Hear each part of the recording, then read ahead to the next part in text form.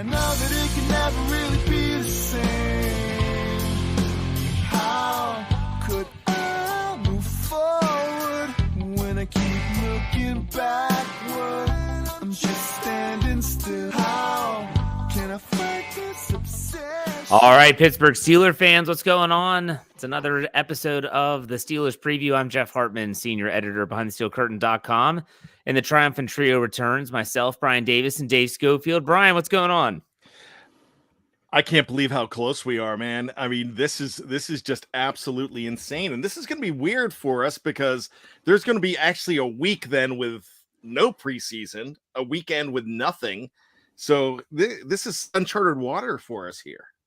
Yeah, well, but they did last year, didn't they? They had the week off. Yeah, they pushed so it is weird still, though. Nonetheless, Dave Schofield, welcome to the show. What's up? Well, but in Brian's defense, the thing that's weird for me is this is the year that the Steelers are now down to 3 games. Yes, so true. It's that it was only 15 days from when they started their first preseason game to when they'll finish their first preseason game. That's crazy that it's, 2 weeks in a day. So it feels like they just got started and it's over. But hey, you can't get to the regular season until the preseason is done. Yeah, and the regular season moves so much faster. I mean, we'll all admit that. I mean, once the regular season starts, next thing you know, you're looking down and you're like, oh my gosh, it's week 10 already? How did this happen? So that's why I always tell fans, enjoy the ride. Like, enjoy these preseason games even. Yes, they're meaningless, and no, they don't count, but ultimately, it's all part of the process. And it'll be gone before you know it, so make sure you enjoy these Pittsburgh Steelers matchups. The Steelers will face off against the Detroit Lions at 4:30 p.m. Pittsburgh time at the Acra Shore Stadium. Everyone's so pumped about. Oh, it's still Heinz Field. I saw a guy wearing a shirt the other day, and I was like, I would never wear a shirt. Why not the Shore? Why the Ac? I like the Ac. The Ac is way harsher, and I say that in a 100% joking fashion because I know there's someone that listens to my Let's Ride podcast that every time I say the Ac, they cringe. And so for that person, you're welcome. So guys, I got to tell you this. This is great because I mentioned Acra shirt to my dad. We were at a party for my nephew, and he said, "Oh, it's I don't know if I could call it that." And then I went off on this 5-minute lecture on why Heinz screwed over everything, and it's not the Steelers, it's not Acra shirt's fault. I did all this, and my sister, like, her face just went white. And my nephew goes, "Well, I guess you don't want our gift then." And then they hand me the shirt, and I'm like, "No, I don't want this." And I gave it back, and I was like the jerk. I was like the complete jerk. So wait, what was the gift? It'll always be Heinz Field shirt. Yeah. It'll always be Heinz Field. And I felt really bad because my sister thinks if it's black and gold anything, they're gonna get it for me. They got me a fly swatter one year. A Steelers fly swatter. Yeah. I mean, like, my mom and my sister, they're always considerate of me, but I was a complete jerk, and I feel bad. But I'm like, I just went through this lecture. I don't want to wear the shirt. Yeah, I get you guys could wear it. You might like it a little more. Well, every time I hear Acra, I think of raise your brand. Yeah. Feeling confident. I've been singing that around my house thanks to Kyle Christ. Same here. It's every single mid-roll. And if you don't know what we're talking about, then you aren't staying up to date on that's the last podcast. It's been out at BTSC before we went live tonight, and that was what Yin's talking about. And they're great. I mean, they basically got their own sponsorship, if you know what I mean, where they by Acrisure. What is it? What is it? Something solutions for carbon-based problems. Oh my God. It's really funny. It's great. All right. Okay. So let's talk a little bit about the Detroit Lions game. What are your all's expectations for this game? It could be offense, defense, players, whatever. Bryan, we'll start with you. Just a good old-fashioned dress rehearsal is what this is going to be. The first half, and like I said, it's been a long time since we've seen an official one of these because we haven't seen the last preseason game mean anything since like the 80s or 90s when you saw a lot of starters in there. So I'm expecting at least 2 quarters of a lot of brand names. I'm sure of that. And I'm also thinking that we're going to get some answers more on not who's on the bubble. The bubble has changed now. The bubble doesn't matter. It's the starters when you only have 3 preseason games. So, and for those of you that go a little crazy on the bubble, don't, because then you find out a month later that guy's gone anyway. Yeah. Dave, thoughts on this upcoming game on Sunday in Pittsburgh? Play hard. He's not the best color man in the league for nothing. Folks. You beat me to it. Play hard. Don't suck. Well, okay. Do you want to dive a little bit deeper into that topic, or I thought Brian dove enough. That was just I was going for the man a few words, but it's what I said it on Stat Geek this morning. You kind of want to shore everything up. Here's the best way to say it is this: when you have conflicting things with the first 2 games, what this one does is it tells you what was the exception and what is the norm. So if the Steelers ran the ball fantastic against Seattle, couldn't run the ball against Jacksonville, what this game will tell you now, like a lot of people are saying, oh, I don't like that it's the Detroit Lions. Yins, we're talking about that today on what Yin's talking about. Do you really want to base your decision on who's going to be your quarterback on a preseason game against the Detroit Lions? But it's going to let you establish what's your pattern. Are you more of a rushing team where you have the anomaly of a bad rushing game, or are you a not very successful rushing team where you bust out the occasional anomaly and rush for 185 yards? It's going to establish that precedence of what the team's going to be, in my opinion, when I'm looking at numbers. Now, quarterback play, they've already done well for 2 games. So even if they don't have a good game this one, you're going to say that this one was the exception because they've already set the norm. But those other things like rush defense, rush offense, rush run blocking, pass protecting, they haven't done good for 2 games. Now you just got to at least show that there's a chance you can do it. That's kind of how I look at this game going forward, is that to see a little bit more of what the pattern is.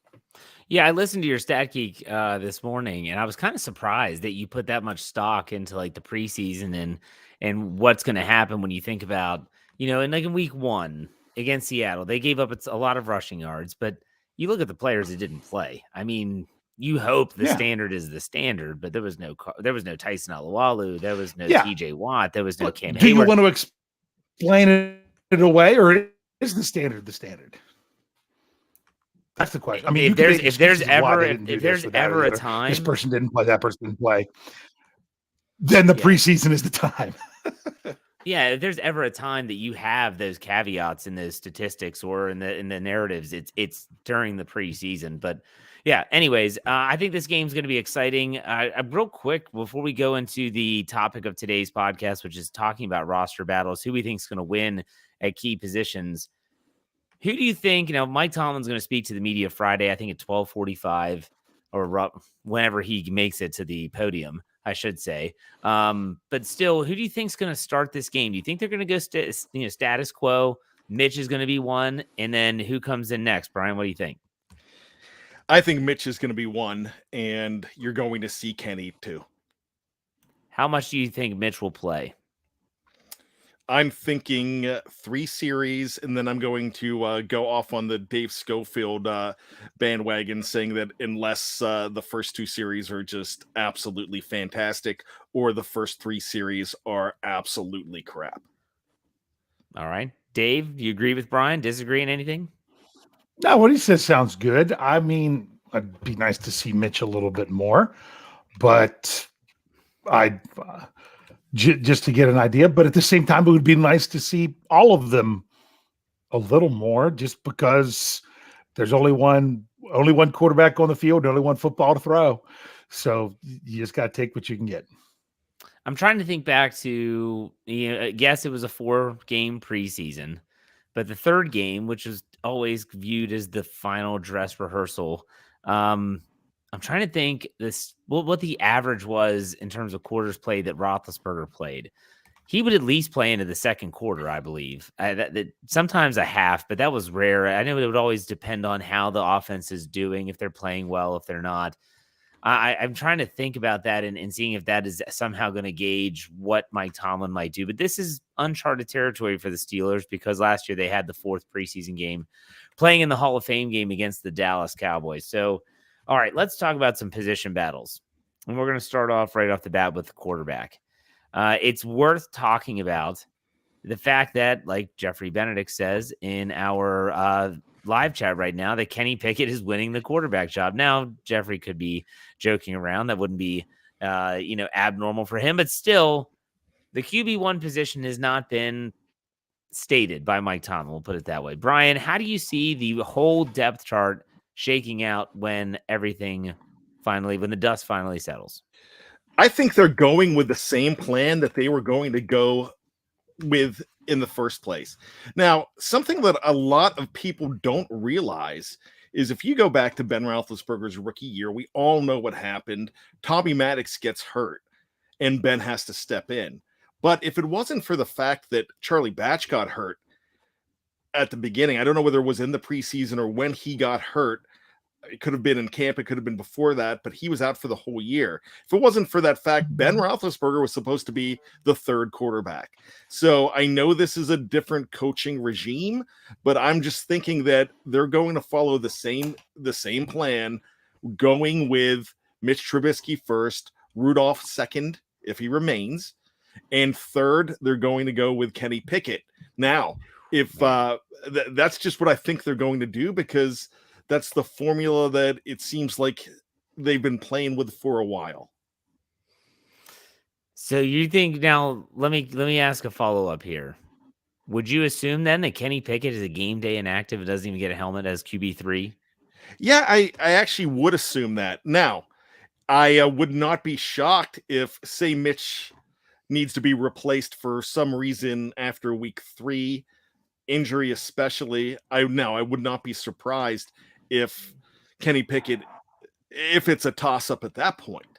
But I still think they're just going to go with that progression, unless they have a plan for shipping Rudolph away. Now, I'm not asking for that. I'm just saying unless they plan on doing that. But we just saw them get rid of their 4th quarterback that wasn't getting much action anyway. So that has a lot of people thinking, well, it means that Rudolph stays, but anything can happen. Okay, Dave, what do you think about the quarterback hierarchy once this game is done and the 53-man roster is decided? I've said it for a long time, and exactly what Brian said. I said it right after the draft, that if Kenny Pickett's not your starter, then and everyone else is on the roster and healthy, I think you have a guy that's come off the bench before is the guy who's active on game day to start off. To me, I only want Kenny Pickett in uniform if he's going to start the game. Now, I know Jeffrey, he's all in on Kenny Pickett being the starter. I've said it a lot of times. Fans are going to get upset no matter what they do, but you got to remember that there is so much more data than what we can see. Pure examples. One, these guys are seeing vanilla defenses. Do the Steelers see something in practice or in the meeting rooms and stuff when it comes to dissecting things, what they're looking at film or whatnot, that would give one over the other? And I'm not saying that it would be Pickett that would be at the disadvantage, even though you think he might be, being the rookie. He might be ready for that. He might not. That would go into it. Another thing, how much of the play sheet can you use? As someone who has been an offensive coordinator before, if you have a quarterback that only gets a quarter of the play sheet, another one that you can do half of it, and the other one you can do both sides, then that's going to weigh into it. Things of that nature. How quickly will they be able to change things for a game plan each week? These are different things I've mentioned in different places at times that we don't know because we're not in the meeting rooms. So there are other things other than just going out on the field and seeing what they can do. There could be more to it. That's why especially seeing how they've played on the field. That's why I completely trust the Steelers to make the decision, because all of them have shown that they're capable of being out there, and what they can see behind the scenes to get ready to play is good enough for me to say that they know which one would be best to be ready to go on game day. Well, I agree that I think Mitch gets the start in week 1, but I disagree with Kenny Pickett being a game day inactive. I think that if he's good enough to be getting first team repetitions, and it's not just to get looks at him, and the guy has done nothing going into week 3 that would give you any reason to think that he's not capable, at least in a backup role, even as a rookie. And so a lot of people were suggesting that he needs to learn and he needs to observe it. And I get all that. And I'm not disagreeing with that whatsoever. But I think he could do that as a backup. I think that if anything, I would have QB1 would be Mitch, QB2 is Kenny, and then QB3 is Mace. That's the way I would do it. And Mason Rudolph's a game day inactive, so be it. He's the last year of his contract. And if they're not going to trade him, then whatever. I actually think that Pickett brings more upside if he had to enter a game even than Rudolph. And even though Rudolph has the experience, but then again, we can all debate this until the cows come home. But ultimately, I think we all agree that we think that Trubisky is going to be the one that is starting on September 11th when they go to Cincinnati. So that's interesting. Let's go to the next position. Left guard. So left guard is really between two players. Some might want to throw in John LeGlue. I don't think he's vying for a starting job. And that is between Kevin Dotson and Kendrick Green. Now, early in the week, we heard that Kevin Dotson was the starting left guard in practice, but even he said that that's not set in stone because he has to win the job. So when the dust settles, as we've been saying, who wins the left guard job, Brian? I think it's going to be Kevin Dotson. I would love it to be something different, and I'm not talking Kendrick Green. I would love it to be Kevin Dotson on the right side and James Daniels on the left side. But that's not going to happen because that's nothing that they played with. I would rather them make that switch, but I'm not the coach and I don't have the knowledge that they do. So if I'm going to go ahead and predict this battle, I think that Jeff's wish, if you listen to the post-game show the other night, Let's Ride, Dave concurred, I concurred on my shows as well, is that they got to make a decision now. And I think that decision is made already. You know, Kevin Dotson is not going to come out and say, I won the job, but deep down, he's telling his friends and family, I think I won this job. Okay, Dave, what do you think? I'm not. Did Dotson win it more than Green lost it? If you know what I mean, because Dotson wasn't as available throughout camp. Now that he is, and Kendrick Green had every opportunity if he was capable to win that job, and he didn't. And I don't know that it's even by default. I've always liked Kevin Dotson. I've wanted to see him to do well. And people that make a big deal over who's on the left versus who's on the right, I'm not nearly as worried about that. But that's also coming from a guy who switched from one tackle to the other in the middle of a season before, and it's really not a big. I didn't think it was a big deal. In high school football, but still, you're supposed to know what you're doing regardless of where you are. It's just which foot are you going with first a lot of the time. So I think it's Dotson. I think Dotson is the better player. I think he played better on. That was Sunday, right? No, it was Saturday. It was better on Saturday. And I just, like Jeff and I both said after the post-game show, we really want them to just make the decision and really stick with that in practice and get this group working together to get more reps together because they need the work. Yeah, this is man, the Steelers hate to admit that they're wrong. They've always have. They'll stick by drafted players for that reason. They don't want to, but at least under Kevin Colbert, they hated to admit that we swung and miss on a player. They'll keep him around typically for their entire rookie contract. It's abnormal if they don't. But man, Kendrick Green is looking like one of those players that, as a third-round pick, that was a swing and miss. I hate to say that, based on the fact that he got an opportunity last year. Sure, he was thrown to the Wolves, and probably wasn't prepared to be the starting center. Nonetheless, didn't play well. Now he has a golden opportunity to be guard, which is his primary position in college. Kevin Dotson gets hurt in training camp. It's all him, and he still can't seize the job. So that's disappointing in a lot of ways, but I think it's Dotson's job. I think Dotson has more upside. I trust people that know more about football than I do when they agree with that statement. So I think that, it's a bummer for Kendrick Green because I was hoping that he would bounce back. You want the Steelers to have good players, and it just doesn't look like it's going to happen. So I'm going to go with you guys with the left guard and say that that's going to be Kevin Dotson. Let's go with the backup running back role. So we know Najee Harris is the guy. How many running backs do they keep? Does one of them get cut? And who would be the RB2 on the depth chart? Brian, what do you think? Well, it's not over until it's over for Benny Snell. But, I mean, I really think that the special teams designation is not really as crucial as everybody would think, because the Steelers and every NFL team, they mine them. They mine special teams players every single year with rookie class. It's very rare that you're going to keep somebody around on the roster that long because of that, when there's other guys that could go ahead and play special teams well. So with that being said, I'm going to go out on a limb here. Najee Harris is going to be number one. And then after Najee, we're going to go ahead and take Anthony McFarland as your number two. I don't think there's any way that Jalen Samuels does not get a spot on this team. Jalen Warren. Yeah, why do I always do that? I did that once early on in the preseason too. Yeah, it's the Jalen. Yep. Yeah. Okay. He's no longer has a last name. He's Madonna. He's Sting. He's Jalen. There's no way that Jalen doesn't get a spot as far as this goes. Jalen Samuels is not going to get a spot, but Jalen Warren will. Is that your middle name? Yes, I was going to say that's how I remember it now, is because that's Jalen Schofield.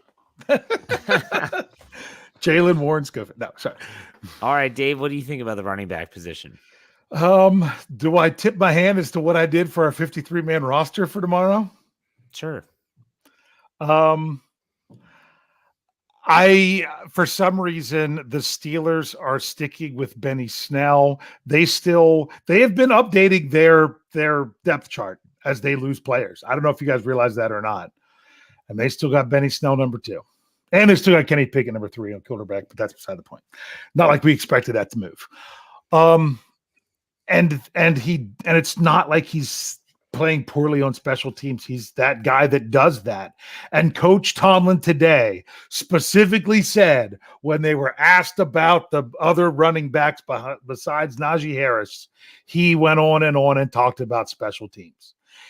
I don't like it. I don't want it, but I just have that feeling Benny Snell is going to be on this team. I don't want him to be the guy that takes away the carries. I think Jalen Warren should get carries over him.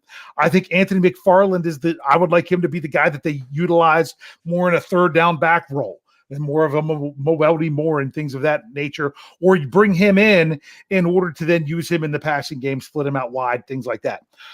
That's what I would prefer. But I that's why I think they're going to keep another one. I don't see how in the world they could get rid of Jalen Warren. He's played too well, in my opinion, to clear waivers. They're going to keep they're going to do what they've done, and they're going to keep all 4. Jalen Warren is, like I said this in our podcast. Well, Dave, you were on last Friday on my Let's Ride podcast. Mm-hmm. He's offensive Mike Hilton. When Mike Hilton came to the Steelers, he made all these plays, and they said there's no way they can cut him, and they didn't. Yeah. I don't think there's any way they can cut Jalen Warren. If they cut anyone, I think it's Snell. He's had the worst preseason when it comes to availability and production. Anthony McFarland had a great game against Seattle, so he at least has been healthy and been there. I think they keep 4 as well. I think Snell stays. As much as I would love to see, Snell be sent off to the wayside, the one thing that I really like about Jalen Warren is he has also made special teams plays. Yeah. So it's not as if Snell is doing something he isn't. He is just they're doing the same thing essentially, except I think Jalen Warren brings more as a ball carrier. So we agree that there's probably going to be 4 running backs. They might have to cut someone else. Like you had mentioned, Derek Watt. If they cut Derek Watt and then re-sign him, if like Montravius Adams goes on injured reserve. Jeff, stop ruining my article. We talked about it last Friday. I know, we talked about. And I actually pulled the trigger on it this week. Oh, okay. There you go. All right. Yeah. All right. Yeah, now I this- mean, go ahead. has Travis Adams been? Have you heard anything about him No. returning to practice? That guy is going on IR if they've kept him this long. Then to me, he's going on IR. He's on the roster for a day and then going on IR. He's doing what they did last year with, I couldn't remember all three, and that's because I messed up the names, with Tuitt, Banner, and McFarland last year. I think unless somehow we see him on Sunday, and unfortunately, if we don't see him on Sunday either, I think Calvin Austin III is going to be in the same boat. He could be. Yeah. Okay, So if fans see someone like Derek Watt get cut and they start rejoicing, wait another 24 hours. Pump the brakes. Yeah. All right. This next position is going to be really unique. Unlike in past years, it's just kind of like a bunch of guys all together, and where you put them, who knows? And that's cornerback. You have Ahkello Witherspoon. You have Cam Sutton. You have Levi Wallace as the new guy. You have a James Pierre. You have Arthur Millette. You could even throw in, if you wanted to, like a defensive back like KZ, DeMonte KZ is an option. But still, with the cornerback position, what is this going to look like for you all? Let's just put it that way. Brian, what does the cornerback position look like for you? Wow, it's just so many guys there. This is so hard. I'm thinking that we've seen some nice stuff out of all of these guys. We want to see more. I'm thinking that your three main guys are just going to be put in the laboratory, and it's going to be, you're going to see a lot of Sutton, you're going to see a lot of Witherspoon, and you're going to see a lot of Levi Wallace. But who are the absolute starters? I think Sutton is probably going to get the nod, and I think it's going to be a toss-up between the other two. I really couldn't tell you. If I had to make a bet, it would probably be Wallace at this point. All right, Dave, what do you think? 2 words to sum it up for me: constantly evolving, even throughout the season, of who's going to get it's not even about the start, because it all depends on what the offense puts out there in a package and what the Steelers do to respond on defense. But I think you're going to see playing time and ultimately the starts for all three of these guys kind of all somewhat even, or maybe one person does get it all, like a Cam Sutton, and the other two are kind of split, and they're gonna have roles for all of them, so much so that I don't even know that they'll even call one a starter over the other. And it's kind of smart to do it that way. But I think by midseason, those things will work themselves out as well. Dave, you would know this answer because you do the podcast for the Mike Tomlin press conferences. I think it was last week. Tomlin was asked about the pairing that they want to do in certain situations in the nickel defensive back spot. And he talked about how Millette's more of the, run stopping guy. He mentioned Carl Joseph, even though he was on IR. He said Millette Right. and Joseph started that. Yep. And then Sutton is more of the coverage guy if it's a down and distance where they're looking to have more coverage. He said Sutton and Norwood.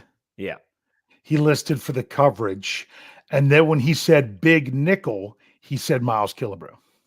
So when I heard that answer, I thought to myself, man, they are going to try and mix and match their way through this thing. And so you might see Ahkello Witherspoon and Cameron Sutton out there as your 1 and 2. And then you might see Levi Wallace and Sutton out there as your 1 and 2. I think it's just going to be different. It's going to be unique. Let's also not forget this is a new defensive coordinator, a guy whose specialty is the secondary. And I want to see what they're going to draw up. So that's a really unique position. Based on the fact that there isn't that Joe Hayden, that Joe Hayden is 1. He's your cornerback 1. And then there's your Steven Nelson. There's your cornerback 2. They don't have that this year. So we'll see what this turns into. All right. The last position here to finish out the exercise is outside linebacker. We'll just say depth at outside linebacker. I think we would all agree the top 2 are safe. TJ Watt. No kidding. Alex Highsmith, as long as he's healthy and the rib injury heals up. And then you have Derek Tuszka, however you say his name. After that, we all assumed that Jannard Avery would be in the mix. He's no longer on the team. What do you all see here, Brian? For this position, I'm thinking Hamilcar Rashed. Did I say that right, Dave? No, because Hamilcar. there's no no. R. Okay. Here's what happened. Hamilcar. I always said Hamilcar Rashed because that's how it's spelled. But who was it? Mike Pursuta or someone put out where they asked him. He talked to it. Okay, you've got to go with your Boston accent. Okay, you got to park the car in the Harvard Yard with Hamilcar. Okay, it's Hamilcar Rashid, even though it's only one E. They Rasheed say it's Wallace. like like Rasheed Wallace. So it's Hamilcar Rashid. He needs a nickname. So I'm Jeff, going like, with Jimmy. when Jeff does an Australian accent, he says a name. Jennifer Lopez. And when you say now a Boston accent, it's gonna be Hamilcar. Okay, that's what you got to do. And then, of course, for your Pittsburgh accent, you know what that is. Not Brian. Mike Yinzer's getting better. No. He's going what downtown name and you that have and seeing to say? Hamilcar. Your Yinzer is awful. Come on. You gonna go see Hamilcar on that? No, it's you got to go downtown to see Donnie Iris. Honey ours. Donnie Iris. See that there's different types of Yinzer. We're not getting into this. Okay, Brian's is bad. We're just gonna put it that way. Jeff, I'm gonna fight you. You know where I live. Okay. Yeah. Oh, he just threw down and said, "Bring it." I don't want to bring you. Jeff would beat me to a pulp. All right. So He works out in that. All right, Brian. I don't know if you finished your thought. We went into that whole phonetics lesson. So go ahead with your Rashid talk. So I'm going with Hammy, and I think they There you really go. like Hammy, and I probably think that he is the guy to look at there. It's got to be Tuska Tuesday. So I think that's the guy that is going to be on the other side. And what Delonte Scott is he still an option? Yeah. I don't really. I've seen number 50 running around, but What? Wait. No, you've seen number 50 get pushed around. okay, You yeah. can say it. It's okay. All right, but I don't know how serious they would be about him. I'm wondering if they're watching a guy. After the cuts, if they've had their eye on somebody, I don't know. There could be a third or fourth string guy that they go ahead and trade a fifth rounder for, like they did with Wilcox a couple years ago. That could be something where we're looking up to see who this guy is before we write an article about him and talk about him on podcasts. Yeah, that is a unique aspect to this thing. Dave, what do you think? Yeah, for some reason the Steelers have been okay in some years going in very thin at outside linebacker. So much so, what was the year they only carried 3? They only carried 3. Just a couple And it of was years crazy. ago. Yeah, and where the number 3 was Chicolo. And it's like, wow. And they actually got by. And they can't do that. Yeah, but I think you're right. It was if it wasn't 7, no, because it wasn't 17. It was TJ was a rookie. I think it was 18. I think you're right. But those are the guys right now. So if it was me now, it's Tuska and Hamilcar. Someone like Shannon White would say he wants to see DeMarvin Leal on the edge, and I don't know if he's ready for that. But I don't know if he is either. I don't know. I don't know what the plan That's asking is. a lot of a rookie to say, come in and not just play Yeah. two different positions like nose and defensive tackle. Oh, play 2 different positions of defensive tackle and outside linebacker. Yeah, It's a lot it to is ask. a lot. It is a lot. Unless they're doing some kind of hybrid thing. Which they If you could. mean it like that, where he's kind of, almost, even if it's more stand-up-ish or whatever, or even down lineman, I could see it as a more of a scheme thing, but not necessarily he's going to go out and do exactly what TJ Watt does. I agree. So that outside linebacker, I think that's the one position. If I were to highlight one and say, after cuts, this is a position they could be signing someone. That's the one I would highlight. I'd highlight outside linebacker and say they're probably looking at the scrap heap and seeing what they can find.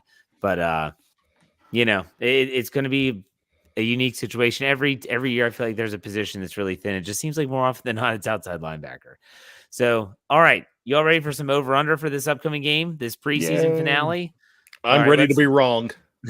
We're always wrong. All right, let's do over-under. This is going to be unique because I'm assuming Najee Harris is going to play in this game. He has openly stated he wants to get some carries before the regular season. Najee Harris attempts. I have the line set at 3.5. Brian, over-under. I'm going to say slightly over. Okay. Dave, what do you think? I'm going over. My first thought was 8 because they're going to sustain a drive by feeding him right off the bat. If they get him 7 or 8 carries, then he can be done. So if it's a long drive to start, they can keep doing it. I'm going to say over, but only by half. I'm going to say 4. I don't think he's going to see. I mean, he might have a reception or 2, but I don't think he's going to get a ton of carries. So let's bring this in. This $5 super chat from Kyle Smith. Thank you very much for the tip. He said the Steelers have absolutely botched backup outside linebacker for years. Melvin Ingram cutting Quincy Roche for Jameer Jones just to cut Jones. Just dreadful. It hasn't been good. We'll put it that way. But it hasn't been good. So good points there. Thank you for the tip. All right, let's go to the next over-under. Kenny Pickett touchdown passes. 1.5. Over-under, Brian. I'm going to just say 1. So let's go under on that. I don't know how much of an opportunity he's going to get, but let's say 1. Dave? Yeah, I'm going to say 1 as well. I'll go the under, but if you count ones on penalties, maybe he'll go over. Touchdowns on penalties? Oh, like last week, he threw 2 touchdowns. Oh, yeah, that's the only guy I one see count. saying. I knew there was a caveat there. I'm actually going to go over. I think Kenny Pickett's going to see more playing time than we think. This might be their last chance to get a real honest look at him. So I think he's going to throw 2. So I'm going to go over.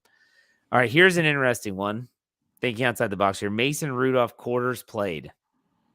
I'm going to set the line at 1.5. 1.5 quarters played. So this is going to tie into all the other quarterbacks and how much they play as well. Brian, what do you think? You know, if Mike Tomlin and the Steelers have their wish, he's going to play 18 quarters. I'm actually going to say over on that. I don't know why they insist on trying to see more and more, especially when you're playing him against third stringers. But I have a feeling they're going to continue to play this guy. So you think over? I'm going to go over. All right. Dave, what about you? I'm going to say push, and the biggest reason is because we haven't had Coach Tomlin's press conference yet. We'll get it after practice tomorrow, where he'll say who's starting. Some people are saying, well, Mitch is starting. No, Mitch said he expects to start because they haven't told him otherwise, but they haven't said it yet. I think Coach Tomlin will outline it in his press conference tomorrow. And based on, I think if Rudolph is the second guy or even possibly the first guy, he gets less time. Okay. I think he's going to get the second half again, so I'm going to go over. I think he's going to play 2 quarters. Let's go with Mitch Trubisky touchdown passes. I have that line set at a half. So, Brian, you taking the over or the under? I'm going over. He's getting at least 1. All right. Dave? My goodness, if the offensive line can keep him upright, I think he can get 1. Yeah. I'm going to go over as well with 1. 2 more. Defensive takeaways for the Pittsburgh Steelers, 1.5. Brian, over under. I never like betting too much on takeaways with this team, especially, but it's preseason. So let's go over because it still seems like mistakes are going to be made. Dave?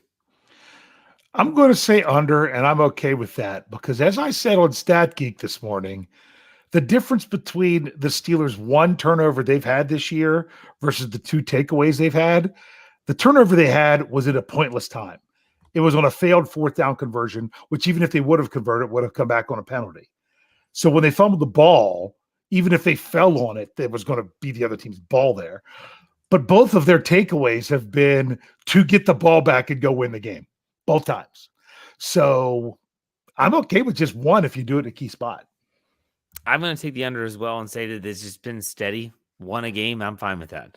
And then last one, the offensive turnovers for the Steelers. I have the line set at a half. Like Dave said, they've only had 1 all preseason. Brian, what do you think? I expect them to stay clean. Let's just go ahead and say under. All right. Dave? Go with the odds, and the odds are that they're going to have 1. So I'll say 1. I'm going to go under. They don't have any. Stay clean. All right, let's do some predictions for this odd, meaningless game. We have no idea who's going to play, who's not, the quarterbacks, all that stuff. Brian, if you were to somehow predict the game, Dave, do you have the line? Oh, I can find it. Give me just a moment. Okay. It won't take long. I have it bookmarked. We'll give Dave a moment as he looks up the line and the over-under and all that good stuff. Yeah. For this, I think the Steelers are 4.5 last I saw, maybe. Yeah. Favorite last time I saw, it was something like that. Well, I forget. They're the last one, so I got to scroll for a while. Yes, they are 4.5, and the over-under is 38.5. All right. 4.5 favorites at home. Brian, what do you think? Everybody in Baltimore thinks winning preseason games is such an amazing feat. And they're celebrating it. There's statues to preseason players that are going to be at get-go coming up pretty soon. But, in Pittsburgh, it's the product on the field. And I expect some head scratching after this game. I expect some worry going into the regular season game. But I still expect the Steelers to find a way to win this game. Score 27-23, but in favor of the Steelers. But I expect there to be more questions from Steeler Nation after this game. Okay. Dave, what do you think? I think there will be something in this game that Steelers fans absolutely love going into the season, and there will be something in this game that they will be worried to death about. It happened last week. It happened the week before.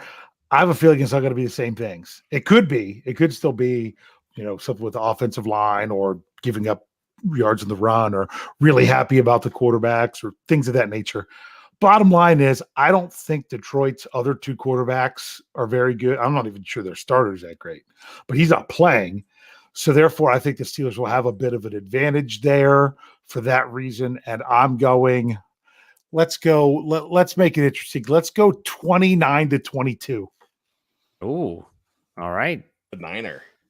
Yeah. I think the Steelers win the game, and I think it's insane to me, and it's something that I talked with Jeremy Betts on my Friday podcast. He was at the game in Jacksonville, and he said even in Jacksonville, when Kenny Pickett entered the game, he said there was this, I don't know, he said it just felt different. Fans started getting excitement.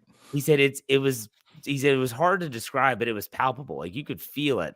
And so I think that if Kenny Pickett sees extended time, they're going to put up some points. I think the Steelers win this game. I'll go 31-20. 31-20. Steelers win. And what was their preseason record last year? Does anyone remember off the top of their head? I do, because I asked that as a trivia because they had it for the same number of years for like 5 years in a row. It was 3-1. They were 3-1. Okay. Did they win? Well, when did they lose? They lost to Carolina. Yeah, they were 3-0, lost to Carolina. Because they played Detroit last year. Yeah. Beat Detroit. But I'm also going to say this. The preseason, more than anything, is nameless gray faces. It really is. Yeah. They don't care. It doesn't matter who the other team is over there because they don't set up rivalries in the preseason. It's not about them. It's all about the black and gold. Absolutely. So do we have both of you have trivia tonight? I do. Yep. All right, Brian, you're up. Go ahead. All right. Something interesting is going on with the Pittsburgh Steelers and the Detroit Lions when they play in Pittsburgh, no matter what the venue is. Now, last year, we all know this, the Steelers and Detroit Lions tied. And what's funny is between all of those games, the last time that the Steelers did not win was a tie. So ties have bookended in this series recently. And well, I don't even want to say recently. When was the last time the Detroit Lions beat the Pittsburgh Steelers in a regular season game? I know this is preseason, but in regular season in the city of Pittsburgh.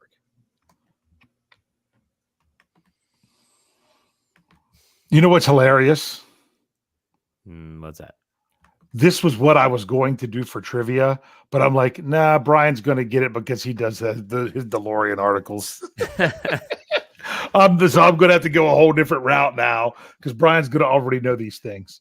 Because, I mean, I'm glad you said the city of Pittsburgh because that's important with this because we all remember, or I don't know, we all remember, most of us remember the Thanksgiving infamous coin flip game. I remember both of the infamous Thanksgiving games. They were bad. Yeah. That was in Detroit. Yes. They were both that was in Detroit. That's why I said it had to be at home. Right. So the question was it 95? The last time they tied? Was that what you were ultimately asking? The last time they won in Pittsburgh. Oh, the last time Detroit won in Pittsburgh.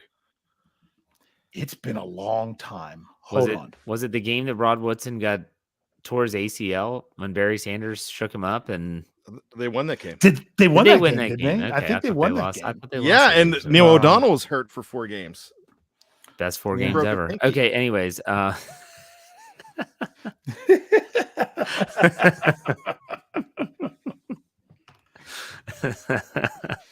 don't know. I have no idea. I'm thinking. So I know it goes back before that. I'm thinking it's in the 60s, but it might not have gone. But it's been a really, really long time. I know that. So I'm just trying to think. I don't know if there'd be a specific year in there or anything of that nature. But where they lost at home, my goodness, because you said they bookended a tie, and so you have to go before the tie. Yes. If they tied, that had to be. I know that's pre-merger. So let's say I'll guess 62. All right. So this is interesting. I'm not sure what the exact date was for the Enchantment Under the Sea dance in Back to the Future. I do. But it was November 12th, 1955.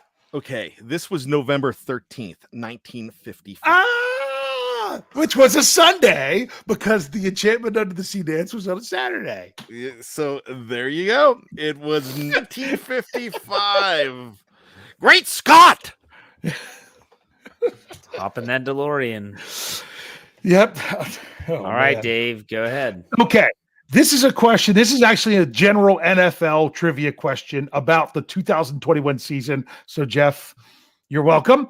But it's actually to prove a point. And it was a point that was brought up in one of my articles. There was someone saying that it's foolish for the Steelers to keep 3 quarterbacks. Who needs 3 good quarterbacks?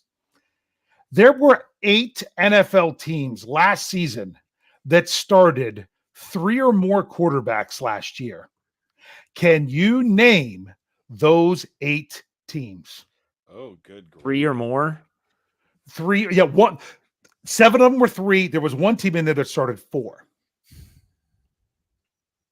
San Francisco 49ers? San Francisco 49ers only started 2. I could have swore there was a game where Trey Lance got hurt and they had to start someone else. Okay, that's fine. They didn't start. It was 15 for Garoppolo and 2 for Lance. Got it. Yeah, this is just regular season. Denver Broncos? No, it's not the... Go ahead, Jeff. I said the Denver Broncos. Denver Broncos started 2 different Goodness quarterbacks. Gracious. Wasn't the Ravens. It was the Ravens. It was the Ravens. They were one of them because Josh Johnson started a game in there as well. That's right. Okay. 12 for Lamar, 4 for Huntley, 1 for Johnson. So there's 1. Ravens. New York Giants? New York Giants. That's 2. They started 3. If you want to know who they were, it was Fromm, Glennon, and Daniels. There's not Daniel Jones. Daniels. What am I saying? Yeah. So there's what 2. about the Saints? The Saints started 4. Wow.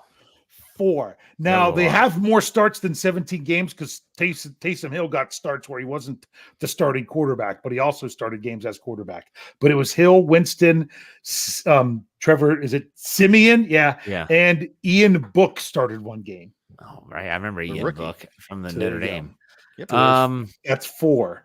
What about Chicago?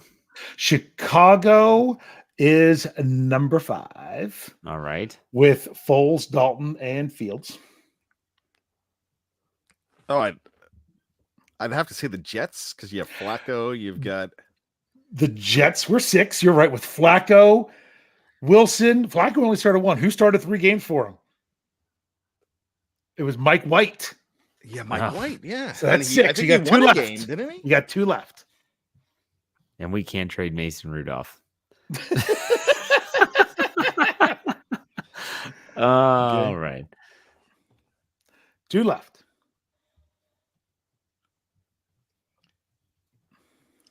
I got to Kramer this. I'm out. You're out. Houston? That was not Houston. Houston only started 2. What did Tyrod Dallas? Taylor. Dallas. It was not Dallas. No? Dallas only started 2. That's How odd. about They that? usually- Prescott started 16 games. Did he? It was the year before he got Yeah. banged up then. Okay. Did we miss one in there that I don't remember? Did we say the Giants? I'm still Yeah, thinking I there's said 3. I said the Giants. Because who have we said? We said Baltimore that we've got. I might have counted wrong in there. Matty Because- Peville's saying Miami, but I don't think they Nope, played. it's not Miami. Because we got Baltimore, we got Chicago, Yeah. we got. I might have given you credit for one in there that you didn't have. You got the Giants, you got the Jets, Mm-hmm. you got the Saints. We have all those. Yeah, we got all those. How Yeah. about Arizona? So I think there might be 3 left. I might have counted wrong that you have with that. Yeah. The Arizona. what about the Commanders? The football team, Oh, yeah, sorry. because that's who they were last year. Yep. It was Heineke, Fitzpatrick, and Garrett Gilbert. Jeez. And the Steelers can't trade Mason Rudolph. Yeah. That's the next T-shirt.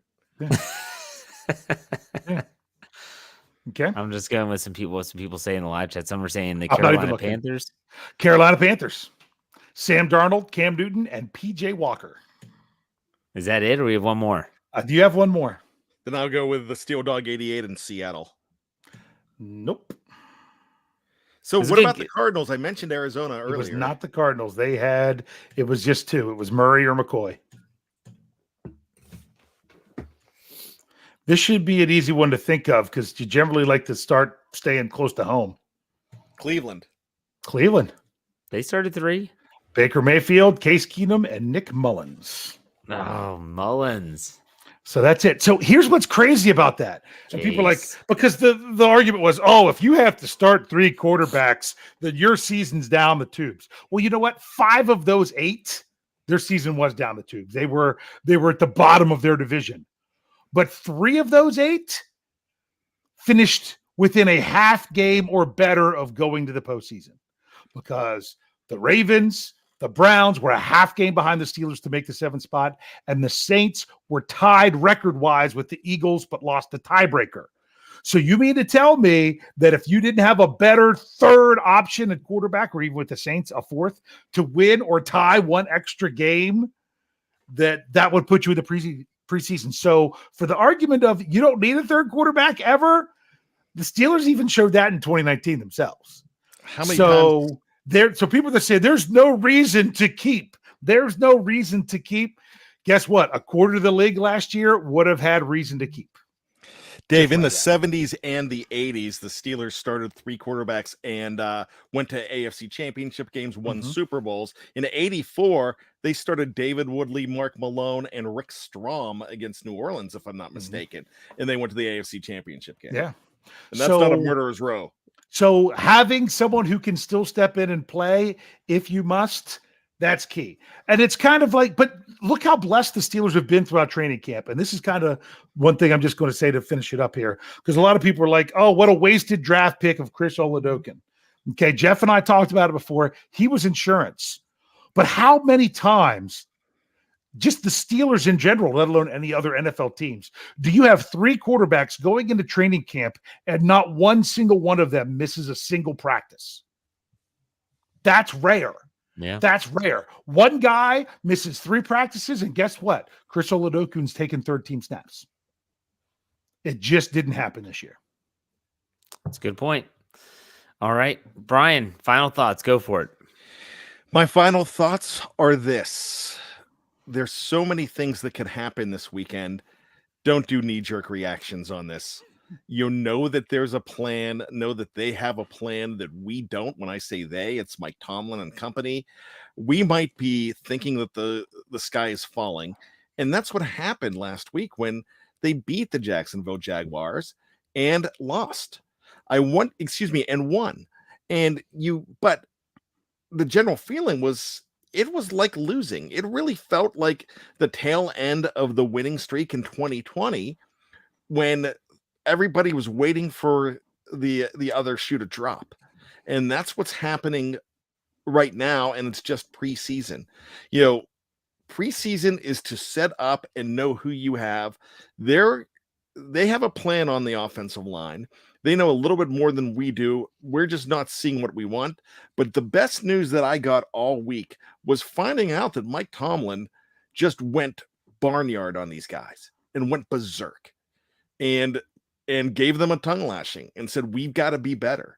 So they know it's a problem. They're working diligently, I would assume, to fix this problem that you think they have. And hopefully you're looking for the next problem after this game. I'm not guaranteeing it's going to happen, but that's what you need to look for, and know that there's a lot of late night meetings to try to fix this problem right now. All right, Dave, final thoughts. Yeah, when it comes to things that the Steelers are not up to par with, you've got to remember these are what we're talking about now. And it doesn't mean that it can't get better. And it doesn't mean that they have to, release this person, cut that person, trade this person. They've got to sign this position. They've got to trade for that position. That's the knee-jerk reaction that Bryan is talking about. Now, are there things that you can see are not good? Absolutely. The Steelers have to get better at them. And that's up to those guys in the meeting rooms to know, can these guys get better? Can they do this? Can they not? And at this point, you don't have a whole lot of options otherwise to just do what you can, the best you can, to motivate people to play their best. I'm going to say this on a side note.